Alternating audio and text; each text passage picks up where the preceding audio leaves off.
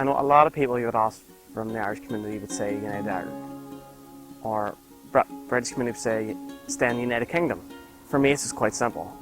I want to have a Northern Ireland where Catholics and Protestants get along without this betrayal or just the main thing being about your religion. Why can't we have a normal society? Why does your religion have to be the main thing for making decisions? And that for me is the biggest thing I would like to see gone. A real society based on real rights or based on actual real issues. Not, oh, we can't do that because it's your flag or her flag.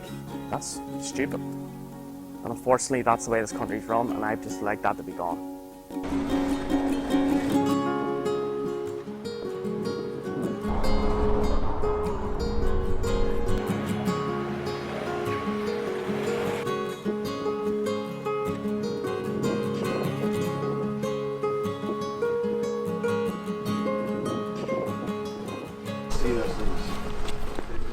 Il conflitto in Irlanda del Nord, ora sopito, resta però una realtà concreta nella vita delle persone. La paura, la violenza e i pregiudizi restano nella memoria di molti e trovano sempre nuovi argomenti di cui nutrirsi nell'attualità. In molti si adoperano per creare ponti tra le due comunità, superando le diffidenze. Insegnanti, religiosi, politici e volontari. Tra questi, community worker sono in prima linea. Lavorano a stretto contatto con le comunità locali per affrontare la sfida di ricucire gli strappi del passato e del presente. Per capire come e dove operano, la scorsa estate abbiamo intrapreso un viaggio tra Belfast, Derry e Dublino, incontrando persone dalle esperienze e dalle storie più diverse. Un viaggio tra muri fisici e mentali che separano famiglie, strade, città, regioni. Un viaggio sul confine.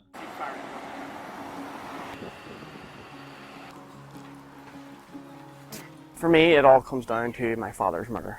When my father got murdered 10 years ago, that was the trigger for me to get more involved. I was always involved, but it became like my passion and my everything to fight this division.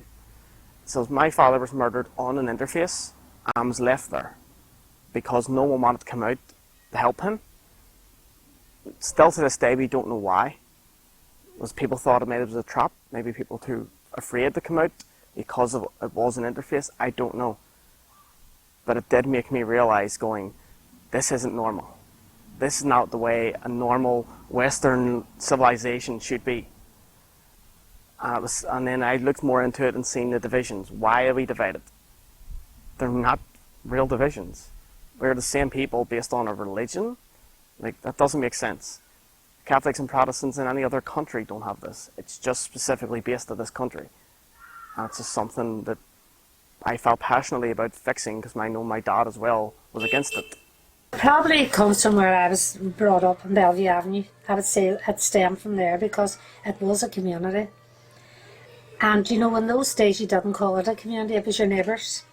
So there was a great neighbourhood commitment there, you know, where everybody looked out for everybody else, and you never thought about a Protestant or a Catholic.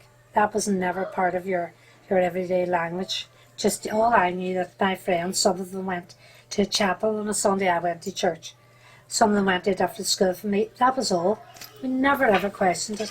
So I would say that's where I got my grounding. And then as well as that then, I think when we were put out of our home in 1972, and we seen what was happening in the city, it was scary.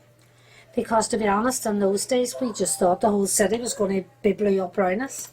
So that was really scary, and then you just get this passion. I have to do something rather than sit in the house. You know, we have to do something. And I think that's when David and I both come in here to the fountain to start opening up a community centre for kids, for young people.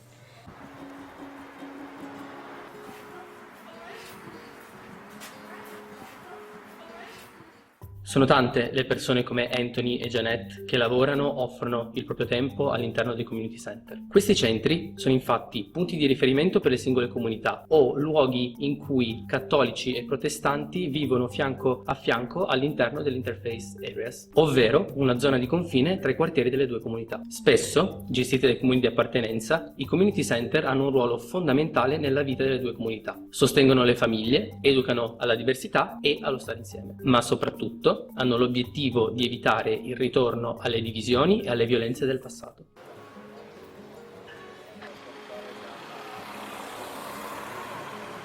my mother was from a Protestant background, my father was from a Catholic background, so I have basically a foot in both camps. I was brought up as a Catholic, my wife was brought up as a Protestant, so I've always had an interest in sort of like basically intercommunity relations. So it's always been there, it's always been part of my life. I don't see any reason why I should grow or live in a Catholic area. I prefer to live in mixed communities. The areas in which we have the community centres would be working class areas, so people quite often would be either unemployed or underemployed, would have quite often poor educational achievement. So centres like this give people an opportunity to come in, mix together and learn about themselves and about others, and to have opportunities. So it's important because quite often, like if we were talking about things like Brexit, the people in these countries would not quite often get out to visit other nations and whatever. Their activities would tend to quite often be around this area. Some of them would maybe not even go into the centre of town. They tend to sort of live and socialise within these areas. So it's important to have a range of opportunities for people. The main thing currently is antisocial behaviour when you're referring to the youth. Because like I said, the youth don't really know the history. They miss the troubles here. They just know what they've been told, or really what they see on the streets. So there's murals everywhere around you. So that kind of gives that impression. So they would start with antisocial behaviour, which just involves coming to the interface, throwing bricks at each other, stones, attacking one another, and on the occasion, petrol bombs. So that has been the main issue. It's trying to educate them to say, why are you doing this? It's not going to be overnight. It's going to happen in generations. And so it is working, but it's just going to take generations before I believe you'll see a massive, massive difference.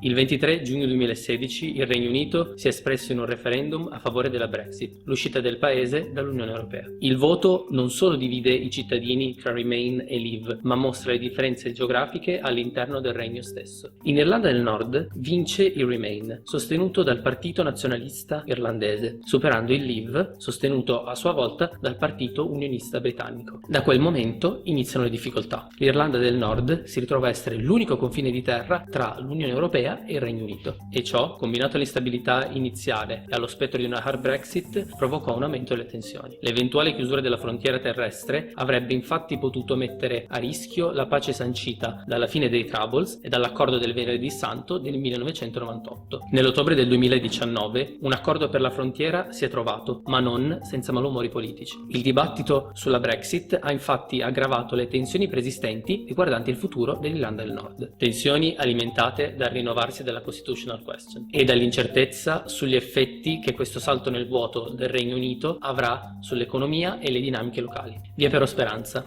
Nel gennaio 2020 il Partito Nazionalista Irlandese e quello unionista britannico sono riusciti, dopo 3 anni di stallo, a trovare un accordo per la formazione di un nuovo governo.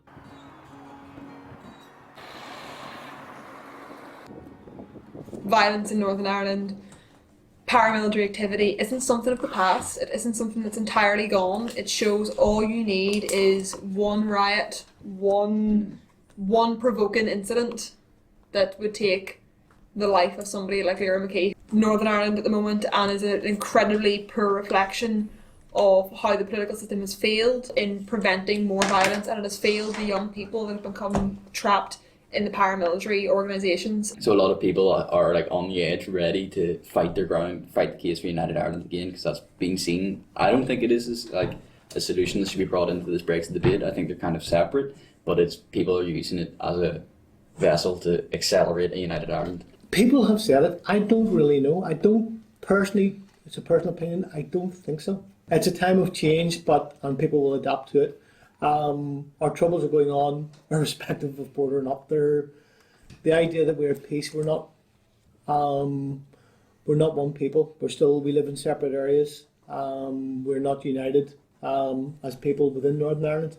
So I don't know that much will change. I think basically time will tell. I don't think anyone really knows yet.